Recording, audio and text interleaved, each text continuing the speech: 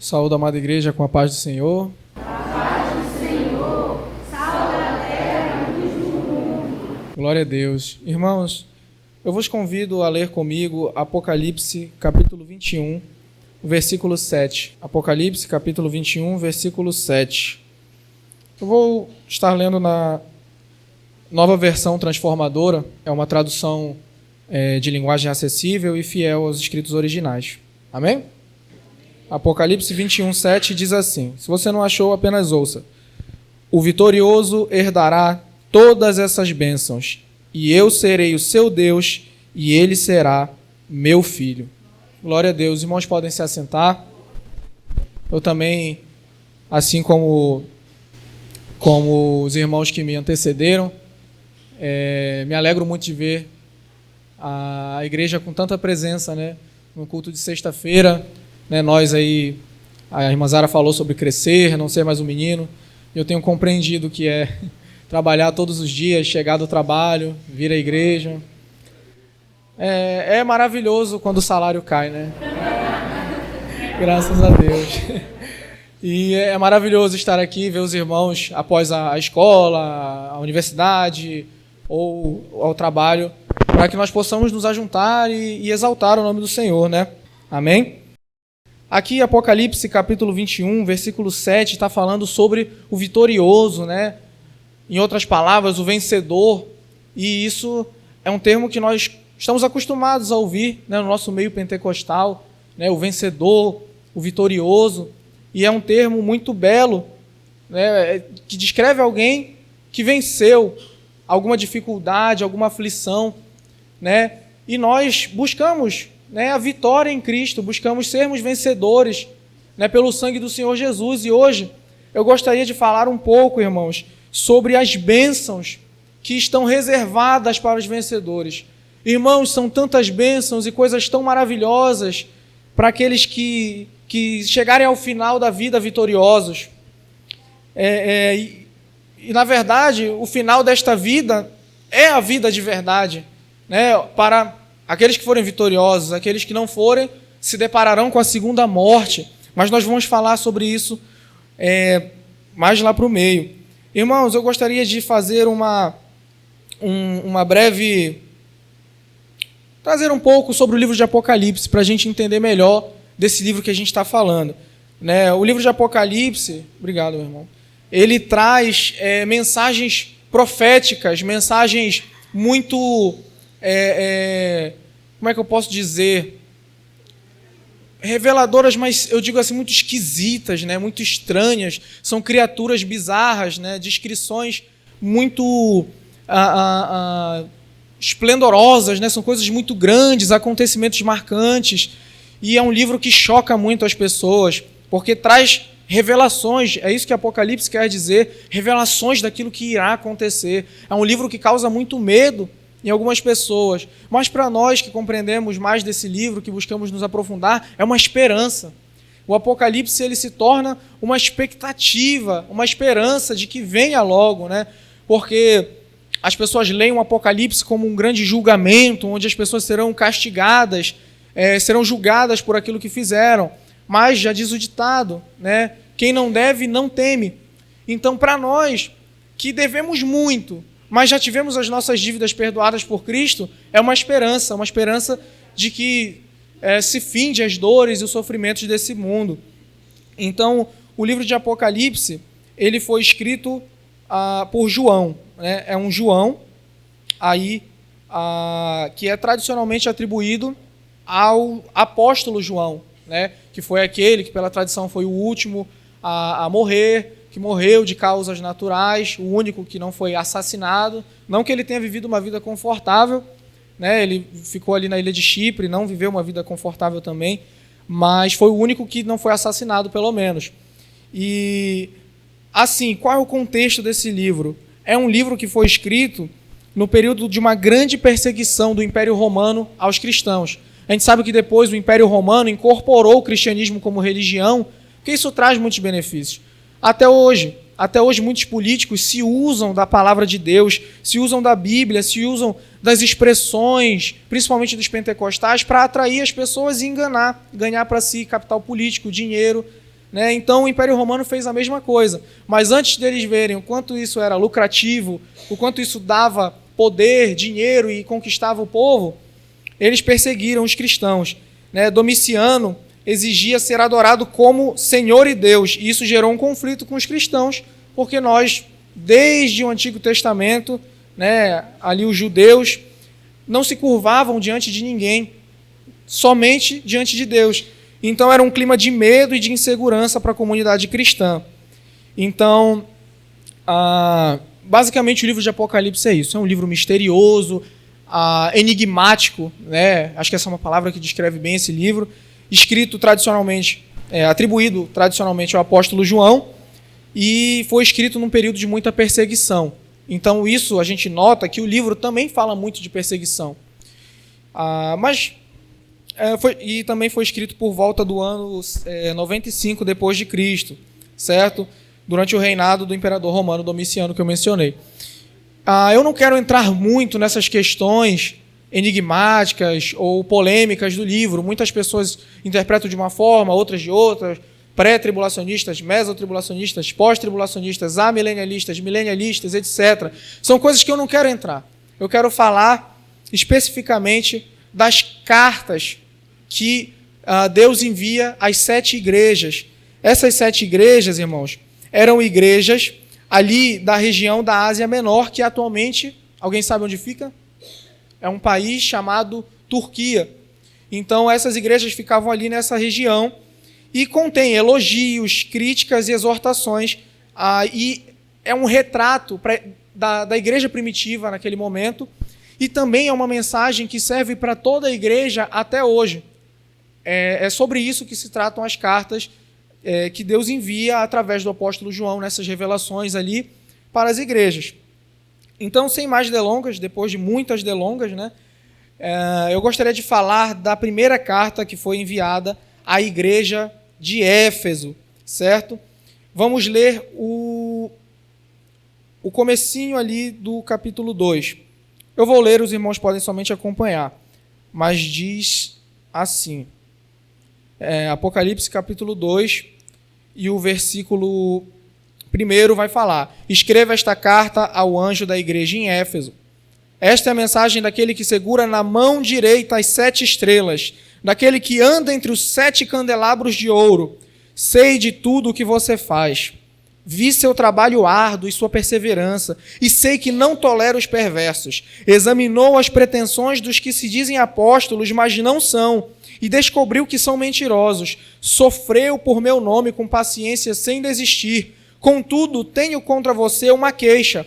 Você abandonou o amor que tinha no princípio. Veja até onde caiu. Arrependa-se e volte a praticar as obras que no início praticava. Do contrário, virei até você e tirarei seu candelabro de seu lugar entre as igrejas. Mas há isto a seu favor: você odeia as obras dos nicolaítas, como eu também odeio. E o versículo 7, que é o versículo chave aqui desse tópico da pregação. Quem tem ouvidos para ouvir, ouça o que o Espírito diz às igrejas. E o momento chave: ao vitorioso darei o fruto da árvore da vida que está no paraíso de Deus. Irmãos, esta mensagem traz para nós esses pontos positivos da igreja de Éfeso. E é interessante porque Deus, ele traz uma exortação pesada, né? Ele fala: vocês deixaram o primeiro amor, olha só o tanto que vocês caíram. Mas, ao mesmo tempo, era uma igreja que tinha um trabalho árduo, que tinha uma perseverança, que tinha uma intolerância aos perversos, né? Examinou ali as pretensões dos falsos apóstolos, sofreu com paciência sem desistir e odeia as obras dos nicolaítas, que eram ali, desde o começo da igreja a gente tem herege, é incrível. Se no começo já tinha, imagina agora. Então, assim, eles eram uma igreja perseverante, uma igreja que a gente pode dizer que tinha um conhecimento da palavra para negar as heresias, e era uma igreja que suportava perseguições. Poxa, se a gente pega só isso, a gente vai pensar que essa igreja é perfeita. A gente vai pensar: eu quero congregar numa igreja assim. Mas aí a gente vê a rasteira que Deus dá, falando: vocês deixaram o primeiro amor, olha o tanto que vocês caíram. E isso é uma coisa tão dicotômica, tão controversa, tão distinta, uma coisa maravilhosa e uma coisa terrível. E a gente fica, como é que isso pode coexistir? Como é que uma igreja pode ser ao mesmo tempo boa e tão ruim, tão boa e tão ruim? Só que é assim que nós somos. É assim que o ser humano é. O ser humano é complexo, o ser humano é complicado. O ser humano é assim, dicotômico e controverso. Às vezes a gente está num dia tão disposto a servir a Deus, às vezes a gente está num momento tão maravilhoso com Deus, ou assim, colocando num olhar de terceiro, né? A gente olha ali de repente um pastor e, caramba, esse cara é um homem de Deus, ele prega muito, a gente vê o testemunho, e aí do nada, uma notícia de que ele caiu em pecado, né? Trouxe algum escândalo. Então o ser humano, ele é assim, o ser humano, ele é controverso, ele é esquisito, né? Ele está bem e está mal ao mesmo tempo. E as coisas na vida, elas são assim. Nem tudo, na verdade quase nada é preto no branco. Sabe, é difícil você achar uma coisa que, não, isso é 100% bom, isso é 100% mal. Sempre tem ali umas minúcias. Quando a gente é criança, a gente acha que tudo é muito bem definido, né? Que todos os pecados estão listados e é só dar um check ali nas coisas. E depois a gente cresce e a gente vê que não é assim. Às vezes a linha entre o pecado e o não pecado é uma linha tênue. Né? A gente lê as cartas de Paulo, até Pedro fala que Paulo fala de coisas difíceis, porque a gente olha e vê assim, Paulo está explicando, não, porque você pode comer as comidas que são sacrificadas aos outros deuses, mas ao mesmo tempo você também tem que pensar que isso pode ser um pecado se você fizer isso e o seu irmão pecar. Então assim, não é pecado, mas pode ser que seja. Sabe? Então as coisas são emaranhadas e complexas e difíceis. Às vezes a gente tende a ter uma mente binária, né? Eu que venho da programação, a gente tende a ser o true e o false, o verdadeiro, o falso, o 0 e o 1. Isso é pecado, isso não é. E às vezes isso não é tão claro, não é tão nítido, porque o ser humano é complexo, certo?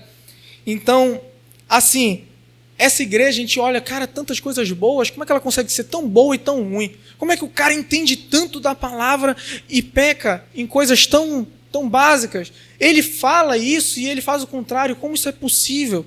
Né? Como é que um cara que traz tantas almas, converte tantas pessoas, também peca? Sabe? Então, isso é um primeiro aspecto que eu trago, para que a gente possa analisar a complexidade das coisas e trazer para a nossa vida, porque isso é um retrato de nós também. Quando Deus fala a estas igrejas, Ele fala também a esta igreja, a igreja que se congrega no Bela Vista, certo? Se fosse uma carta para a gente, seria como? Os belavistanos, né? A igreja de Bela Vista, primeira Bela Vistas, primeira Bleianos, né? Então, assim, se Paulo estivesse vivo, com certeza nós receberíamos umas cartinhas também, sabe? Então, assim, que nós possamos analisar isso também. Quando nós lemos as coisas na Bíblia, a gente tem que trazer isso para nós. A Bíblia, né? Eu até faço aí um convite aos irmãos, né? Na última semana deste mês, nós teremos a semana de intercessão e já me deram um spoiler aí de que o tema vai ser, não sei se eu posso falar, né? Pode falar o tema? A gente vai falar da armadura de Deus, né? Que a gente lê lá em Efésios. Então lá a gente vai aprender, alguém vai pregar sobre a espada, né? Que é a palavra. E a gente pensa na espada sempre como uma ferramenta para atacar os outros, né? Pegar a Bíblia e falar, você está em pecado, você está em pecado.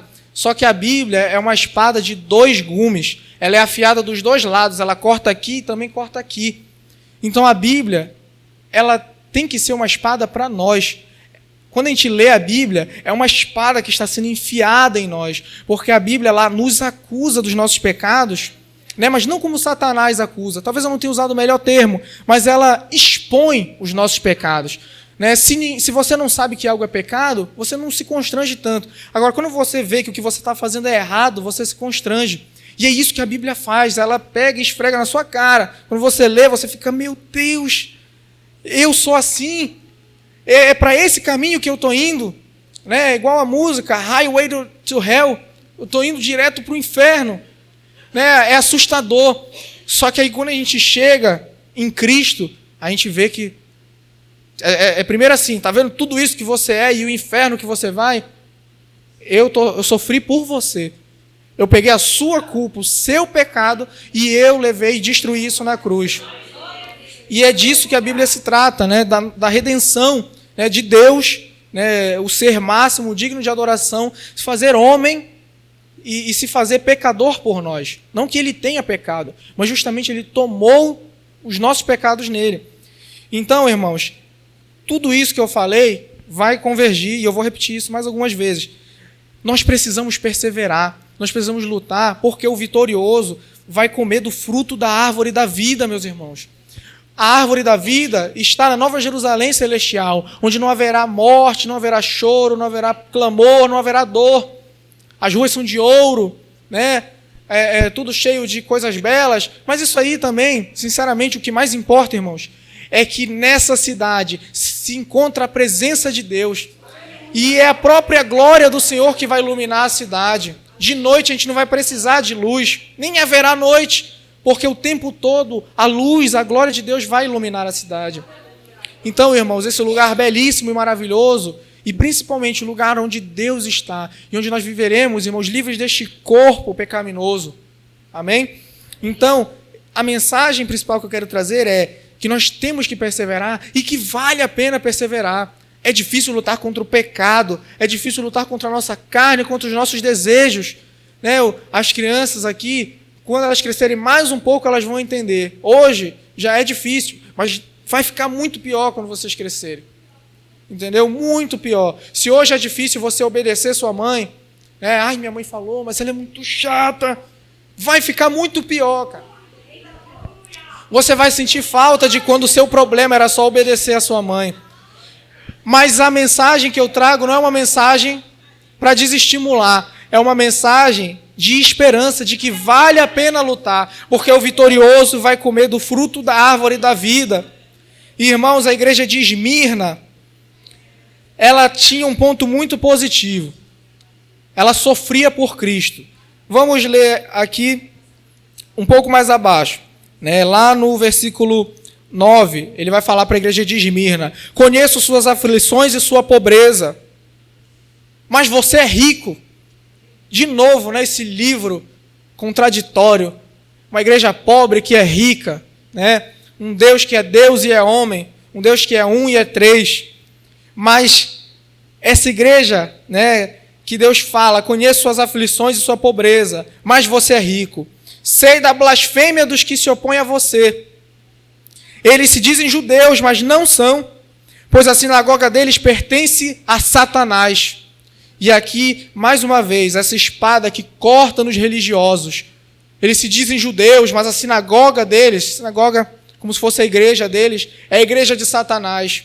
E isso também, irmãos, serve para nós. Tá? A nossa igreja não pode ser uma igreja de Satanás. Tá? A nossa igreja tem que servir a Deus e não ao engano. Não pense que a igreja de Satanás vai ter na porta: igreja de Satã, né? Venha cultuar o diabo. A igreja de Satanás vai falar para você assim: vem deixar seu dinheiro que você vai levar um carro. Quem anda com Cristo só anda em vitória, só anda em bênção. É isso que a igreja de Satanás vai falar para você. A igreja de Satanás vai dizer que se você se entregar para Cristo, você não vai ter mais dificuldade. Vai dizer que a vida com Cristo é a pampa, né? Que você leva as coisas, tem que dar o dízimo.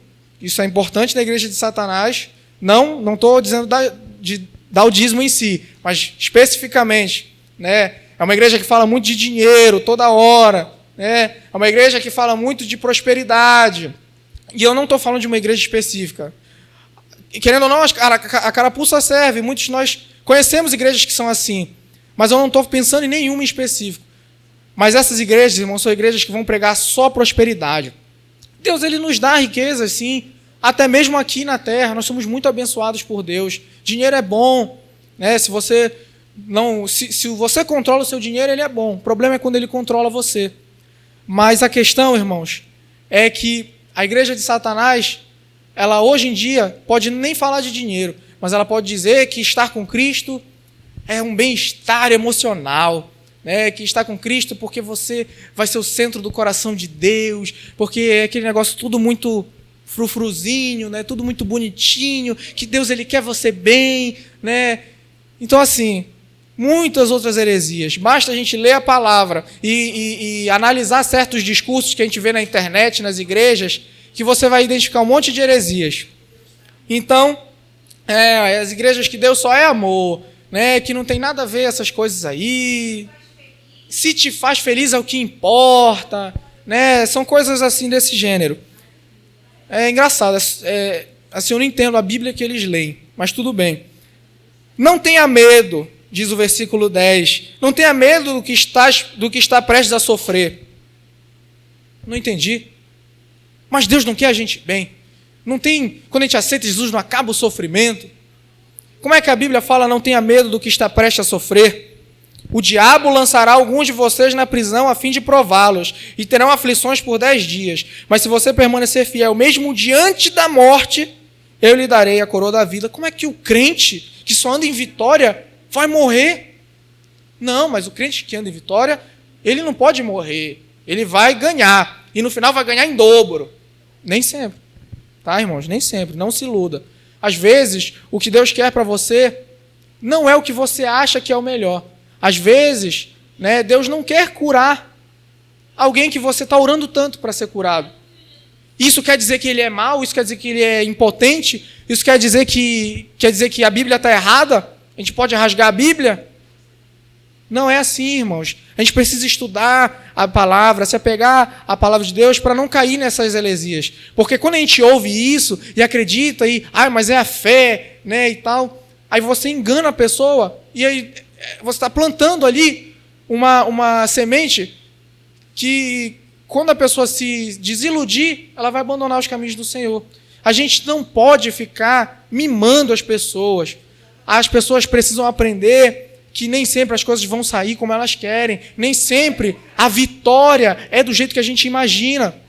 Mas, irmãos, quem tem ouvido para ouvir, ouça o que o Espírito diz às igrejas no versículo 11. Porque ele fala que quem for vitorioso não sofrerá o dano da segunda morte. Quem sabe você passe pela primeira. Quem sabe você seja arrebatado. Quem sabe você morra de uma forma feia ou doente. O que importa é que você não passará pelo dano da segunda morte, irmãos. A gente não pode ser mimado. O que Deus nos promete não é nessa terra. O que Deus nos promete é onde não tem traça, onde não tem ladrão para corroer o nosso tesouro, irmãos. Ouçam o que o Espírito diz às igrejas. Então, meus irmãos, era uma igreja que sofria por Cristo e não tivemos pontos negativos mencionados. Quer dizer que ela é perfeita? Não. Só não foi pertinente mencionar nesse momento, né? Mas vamos lá. A igreja de Pérgamo, ela tinha alguns pontos positivos. Vamos ver a igreja de Pérgamo. O versículo 13 vai falar: conheço o lugar onde você vive, a cidade onde está o trono de Satanás. Tem uma igreja numa cidade onde fica o trono de Satanás. Ainda assim você permanece leal ao meu nome. Isso é difícil, né, irmãos? Recusou-se a negar a fé, ou melhor, a negar a sua fé em mim, até quando Antipas, minha testemunha fiel, foi morto onde vocês vivem, o lugar da habitação de Satanás. Mais uma vez, uma igreja perseguida, uma igreja que passava por muitas tentações, porque era uma igreja que ficava no trono de Satanás. Aí eu peço perdão aos irmãos por não ter pesquisado mais para trazer para vocês. Mas com certeza, pelo menos eu tenho certeza, mas os irmãos devem duvidar. De tudo que eu falar, os irmãos devem procurar na palavra, tá? Não confiem a salvação de vocês na minha voz, não confiem a salvação de vocês na minha visão, confiem a salvação de vocês no relacionamento de vocês com Deus. Mas essa igreja, conjecturo, que ficava num lugar, como a gente já viu em outros contextos da Bíblia, com prostituição, com adoração a outros deuses, né? Como era ali nesse período do Império Romano, né? Vamos dizer figuradamente como a Babilônia, em que Daniel estava, e se manteve fiel, ainda que jovem, e a gente sabe que jovem biologicamente tem mais dificuldade, né? E Daniel suportou tudo isso. Daniel, inclusive, abrindo um parêntese, é um livro também que traz muitas coisas enigmáticas, apocalípticas, né? De revelação, assim. São livros bem complexos, mas os irmãos não devem se apegar a tentar decifrar as coisas para saber como vai ser, saber quando vai ser. A gente tem que se apegar à mensagem, e a mensagem de Apocalipse é: sofrimento e dor, suporta, porque depois né? Depois vai ser muito melhor. Então, assim, é uma igreja, pô, até aqui top, né? A igreja está ali no meio da habitação de Satanás, no trono de Satanás. A igreja que viu um membro deles, um membro testemunha fiel, né? Que foi Antipas, morto, e se permaneceu ali de pé. Deixa eu perguntar assim, não é uma pergunta retórica, obviamente, se de repente alguém aqui da igreja, muito querido, fosse assassinado, porque não negou a Cristo, a gente permaneceria fiel, não negaria o nome de Cristo? Fala só, matei aqui o fulano, hein? Porque ele não negou o nome de Deus, e o próximo é você nega? Será que a gente ia segurar? Então isso é um ponto muito positivo. Mas, contudo, tenho contra você algumas queixas. Você tolera em seu meio pessoas cujo ensino é semelhante ao de Balaão. Quem foi Balaão? Balaão foi um profeta, feiticeiro, adivinho, falso profeta. Vamos colocar profeta, tá? Mas é um profeta esquisito aí, né?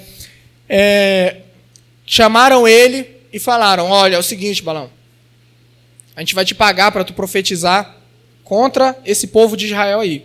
Tu profetiza umas maldições lá para eles. Aí, ele foi, mas Deus não permitiu. Ele falou, Deus não deixou. E ele profetizou, na verdade, bênçãos.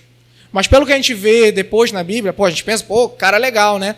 Mas, na verdade, Balaão, ele falou, não deu para amaldiçoar, Deus não permitiu, mas é o seguinte, tem um esquema aí. O que homem gosta? Mulher, e eles não podem se relacionar com outras mulheres de outros povos. Mas se vocês pegarem assim umas mulheres ajeitadas, mulheres bonitas, e colocar ali para dar uma chavecada, quem sabe a gente consiga desviar o caminho deles, entendeu? Vai por isso aí que eu estou te falando. E é um conselho que funciona até hoje, diga-se de passagem. Então, Balaão mostrou a Balaque como fazer o povo de Israel tropeçar. Ele os instigou a comer alimentos oferecidos a ídolos e a praticar imoralidade sexual. E ainda tem isso, porque hoje em dia a gente não tem muito essa coisa de... Tem, mas não é também tanto quanto antes. De você adorar outros deuses. O cristianismo é a religião da moda, querendo ou não, no Brasil. Mas tem, a gente sabe que tem.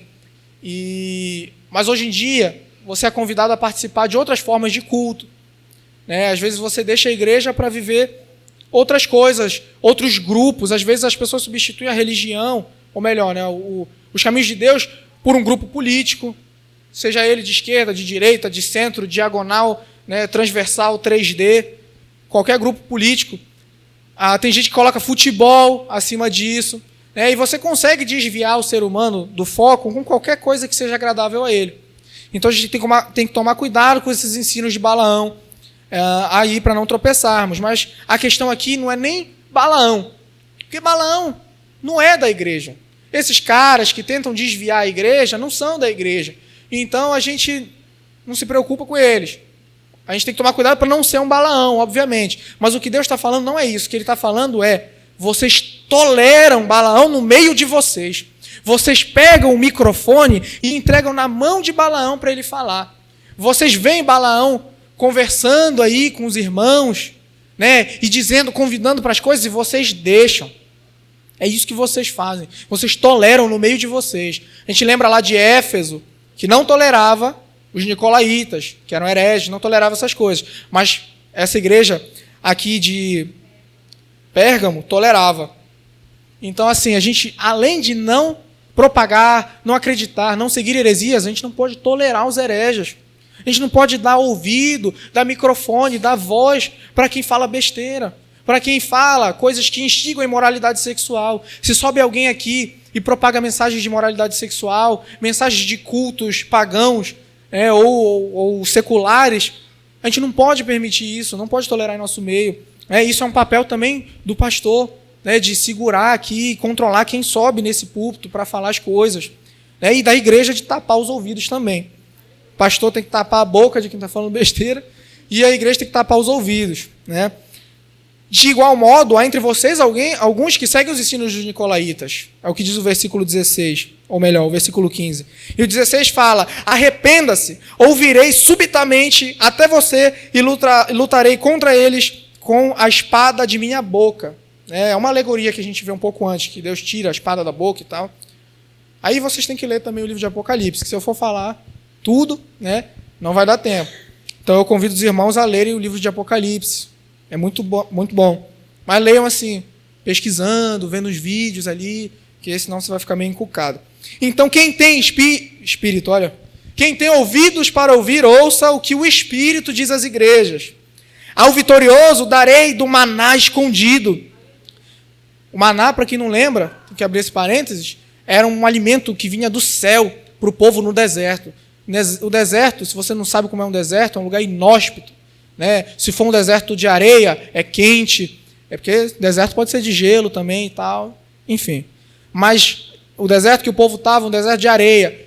Quente pra caramba de dia. Frio pra caramba à noite. Não tem nada para comer. Não tem vegetação direito. Não tem animal ali direito para comer. É horrível. Tá?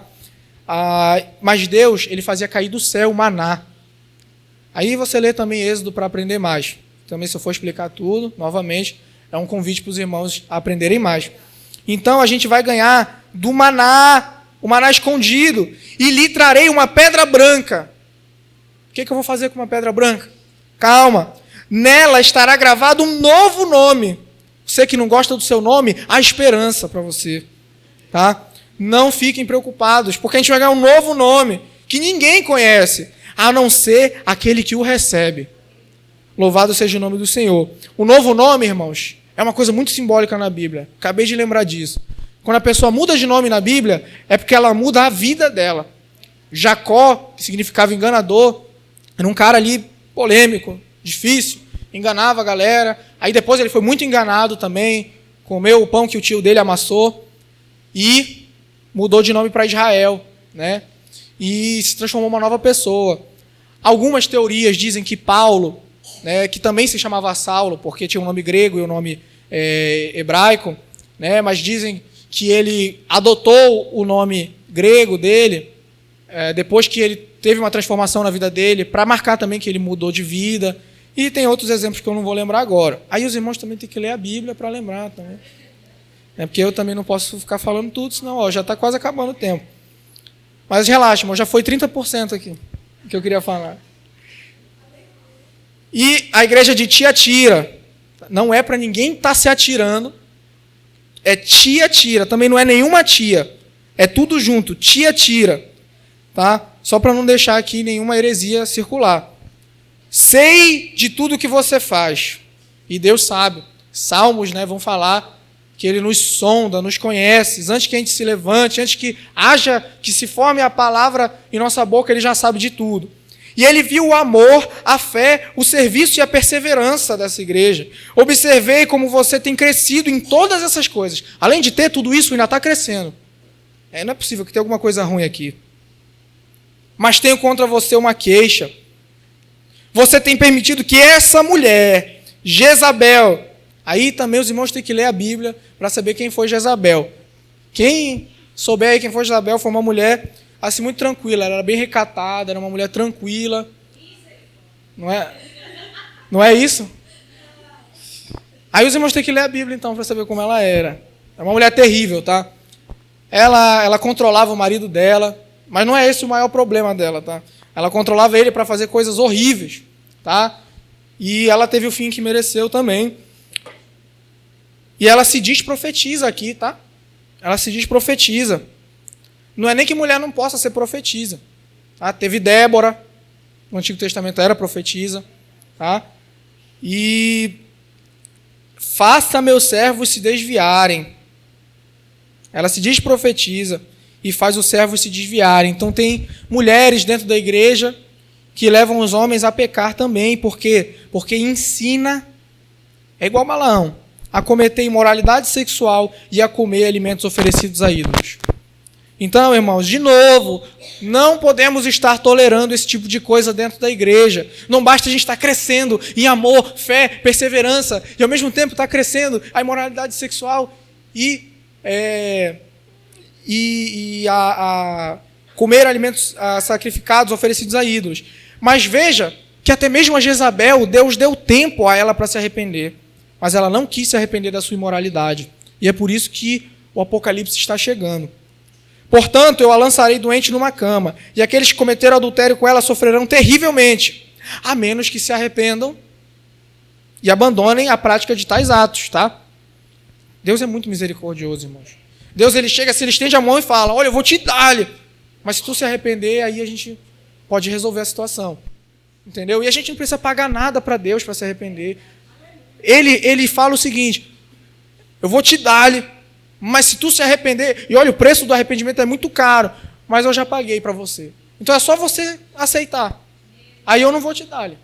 Entendeu? Então assim, cara, que Deus maravilhoso é esse, sabe? Então, ele segue falando aqui do castigo de Jezabel, tá?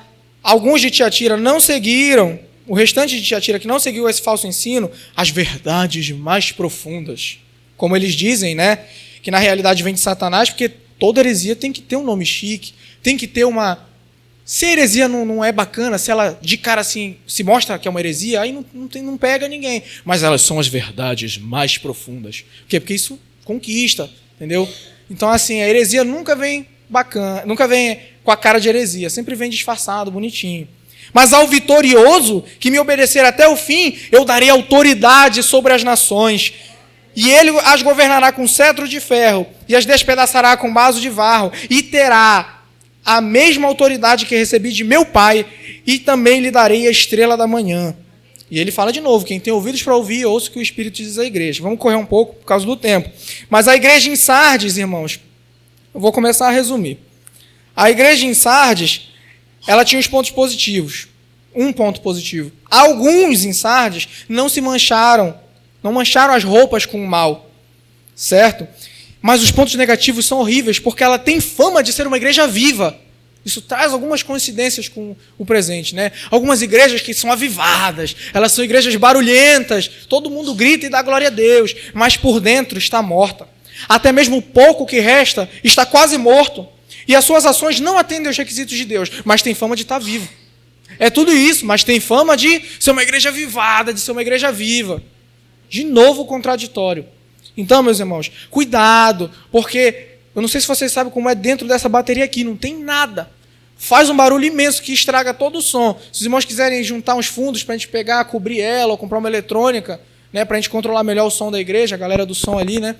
Amém. Se bem que a gente está em obra, depois a gente vê isso. Mas isso aqui é vazio, tá? Por dentro, faz um barulho imenso. Você ouve da esquina se o cara pesar a mão. Mas é vazio por dentro. Então, não se iludam com barulho, tá? Não se iludam com barulho. Então, meus irmãos, é aquilo, né? Também outro exemplo. É aquele cara que não tem nada na cabeça, é o que mais fala. Né? O cara, quando tem a mente vazia, ele é o que mais fala. Agora, aquelas pessoas que são sábias, são as que mais ficam caladas, as que mais ouvem. Por quê? De novo, esse aspecto aí. É vazio, faz barulho. Se tem muita coisa dentro, é opaco, já não vai fazer tanto barulho. Vamos rechear nossa mente da palavra de Deus, para não ficar fazendo tanto eco. Então, irmãos, o vitorioso, olha só, alguns não mancharam as roupas de sujeira, tá? Não mancharam a roupa com mal.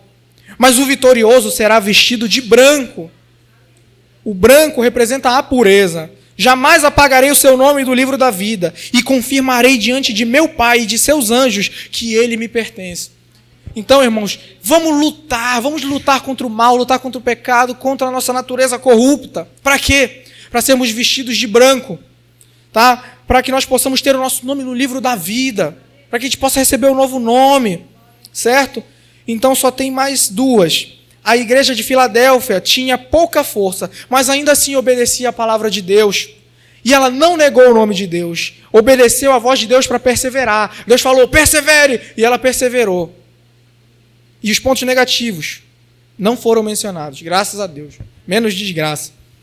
Então, o vitorioso se tornará coluna do templo de meu Deus, de onde jamais sairá. Eu estou no versículo 12 do capítulo 3. Escreverei nele o nome de meu Deus. E olha só, ele será cidadão da cidade de meu Deus, a nova Jerusalém que desce do céu da parte de meu Deus, e escreverei nele o meu novo nome. De novo, outra confirmação de que a gente vai receber um novo nome. Amém? E por último, a igreja em Laodiceia. Ela tinha um trabalho árduo. A gente já ouviu isso também. Tinha muita perseverança também. Tinha intolerância aos perversos, igual a gente já ouviu. Examinou as pretensões dos falsos apóstolos. Sofreu com paciência sem desistir. E também odeia a obra dos nicolaítas. Mas tem os pontos negativos. Não é nem quente e nem frio. É como a água morna. Ela pensa ser autossuficiente porque é rica. Olha só. São pessoas com dinheiro e acham que não precisam depender de Deus. Isso é outro ponto que a gente tem que se atentar. Nós não somos autossuficientes. Não é porque somos ricos e prósperos que nós não dependemos de Deus. É infeliz, miserável, pobre, cego e está nu. Mas se acha autossuficiente porque tem dinheiro. Seu dinheiro não é nada. O que você tem não é nada. A sua inteligência não é nada. Não é porque você fala bem que você é ou que você tem alguma coisa. Isso não vale de nada. O que vale é aquilo que Deus te dá. Você está na dependência de Deus. Porque ele fala bonito. Se Deus quiser, ele vai ficar mudo. Porque tem muito dinheiro. Se Deus quiser, você vai viver em miséria e pobreza. A gente está nas mãos de Deus, irmãos. A gente não pode se confiar nas nossas habilidades. Porque ele é forte e musculoso, igual eu, assim, né? Muito bonito e acha que vai conseguir tudo. Aí do nada você fica feio. Do nada o cara é forte, né? Mas aí um negócio desse tamanho aqui que sai de uma arma acaba com a sua vida. Então a gente não pode se confiar nessas coisas. Mas o vitorioso, vamos ler o que o vitorioso receberá. Só para a gente já encerrar, irmãos. A igreja de Laodiceia não é nem fria e nem quente. Deus queria que ela fosse um ou outro, mas porque água morna, Deus vomitará. Tá? Eu acho que os pontos positivos que eu anotei de Laodiceia, eu copiei sem querer lá de Éfeso. Tá, irmãos? Então, aquela questão da perseverança, falei que a gente já viu, é justamente porque sem querer eu repeti. Tá? Deus não chegou a mencionar pontos positivos da igreja em Laodiceia, tá, irmão? Só corrigindo. Mas Deus aconselha eles a comprarem dele o ouro purificado pelo fogo, para que aí sim eles sejam ricos, comprando o ouro de Deus, e não o ouro dessa terra, para que não se envergonhe de sua nudez, e o colírio para aplicar nos olhos. Tá? Para comprar ouro, que eles acham que são ricos, mas são pobres, e para comprar colírio, para que eles possam enxergar melhor. Deus, irmãos, uma observação que eu achei muito bonita, e que eu creio ter vivido isso esses últimos dias na minha vida. Deus corrige e discipula aqueles que Ele ama. É o que diz o versículo 19. Por isso, seja zeloso e arrependa-se.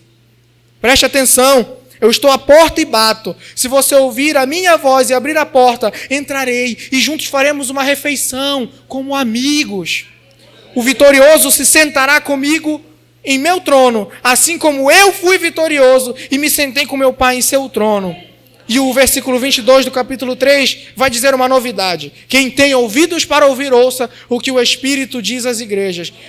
Irmãos, Jesus Cristo foi o primeiro vencedor dessa nova linhagem da graça. E nós somos participantes ali com Cristo. Basta que nós possamos morrer com Cristo também. É isso que o batismo representa, inclusive, a morte para o mundo. E é necessário que, através dessa morte, irmãos, nós venhamos deixar as coisas do mundo. E isso é muito fácil falado. E é muito difícil de ser vivido. Mas, irmãos, se não fosse assim, não seria chamado vitorioso, vencedor. Seria qualquer outra coisa. Mas o vitorioso é alguém que vence alguma coisa. E vencer este mundo, vencer as tentações da carne, vencer o diabo que está o tempo todo ali nos atazanando, não é fácil. E vai ficando pior. Mas, irmãos, o vitorioso, como disse o primeiro versículo que a gente leu, herdará todas essas bênçãos.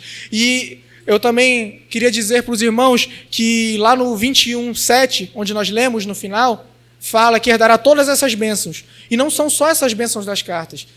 O capítulo 21 é o penúltimo capítulo de Apocalipse. Se você ler do capítulo 1 até o 22, tem muito mais bênçãos que eu não mencionei, mas que a palavra diz que nós herdaremos todas essas bênçãos se nós formos vitoriosos. E isso é muito difícil. Mas eu trouxe para os irmãos uma mensagem de esperança. Se de repente você questionava a Deus, por que é tão difícil? Por que você tem que lutar? Está aqui, porque o vitorioso herdará todas essas bênçãos. E os irmãos podem contar comigo para que nós possamos lutar juntos. E eu espero muito poder contar com os irmãos, porque é muito difícil para mim. Eu não sei para vocês se é fácil. Não? Eu vejo vocês sorrindo aqui toda vez. Parece fácil. Para mim também é muito difícil. E eu espero contar com os irmãos, porque nós somos uma comunidade, uma igreja, somos um só. Eu agradeço muito a minha oportunidade. Eu espero que Deus tenha falado com vocês assim como Ele tem falado comigo.